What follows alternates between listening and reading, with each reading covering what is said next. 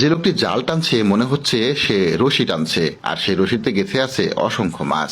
মাছ ধরা দেখতে এবং মাছ ধরতে কার না ভালো লাগে। চলুন কিছু মজার মজার মাছ ধরার ভিডিও দেখাই। এই লোকটি ছোট্ট একটি গর্তে হ্যান্ড জাল ঢুকিয়ে দিল, আর তাতেই মিলল অনেক মাছ। লোকটি অবাক হয়ে গেল, এখানে এত মাছ কিভাবে এলো। ভিডিও দেখে মনে হচ্ছে এখানে কেউ মাছ জমা করে রেখেছে, আর তিনি হ্যান্ডিজাল দিয়ে মাছগুলো টপাটপ তুলে নিচ্ছেন। সত্যি এটি একটি মজার দৃশ্য।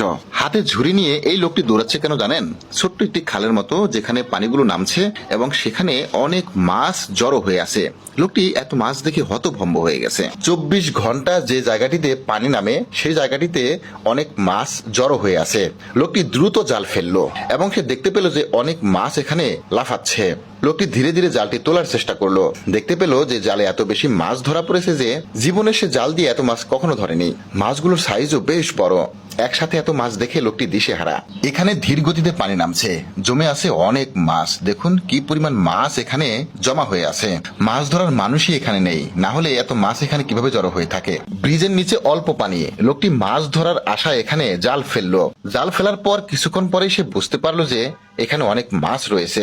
যখন সে ধীরে ধীরে জালটি টেনে তুলছে তখন সে আন্দাজ করতে পারলো এখানে পানি এবং মাছ প্রায় সমান সমান। সে অনেক খুশি হলো। জালটি সে ধীরে ধীরে টেনে আনলো এবং দেখতে পেল জালে এত বেশি মাছ ধরা পড়েছে যে সে কখনো কল্পনা করেনি ছোট্ট এই জায়গাতে এত মাছ জড়ো হয়ে আছে।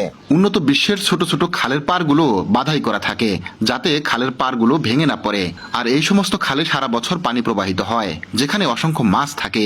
এই ধরনের খালে সবার জন্যই মাছ ধরা উন্মুক্ত। লোকটি জাল ফেলেছে মাছ ধরার জন্য। দেখুন ছোট্ট একটা জালে কি পরিমাণ মাছ ধরা পড়েছে। মাছ সহ সে জালটি টেনে তুলতেই পারছে না।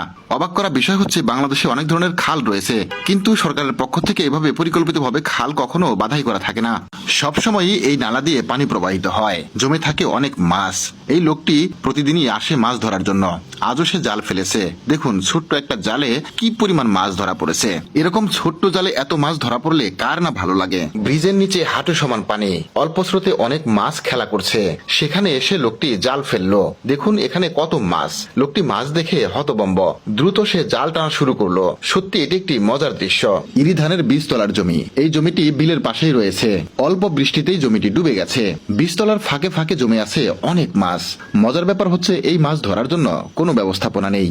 মানুষের আজ পেয়েই মাছগুলো দৌড়ে পালাচ্ছে। বৃষ্টির পানি নামানোর জন্য সড়ক কাটা হয়েছে। ধীরে ধীরে পানি নামছে। মজার ব্যাপার হচ্ছে এখানেই জড়ো হয়েছে অনেক মাছ। ঝাঁকে ঝাঁকে ছোট ছোট পুঁটি মাছগুলো স্রোতের বিপরীতে উপরের দিকে উঠছে। সমুদ্রের ঢেউয়ে ভেসে আসছে ঝাঁকে ঝাঁকে ছোট ছোট মাছ। ঢেউ যখন সরে যাচ্ছে বালিতে মাছগুলো আটকা পড়ছে।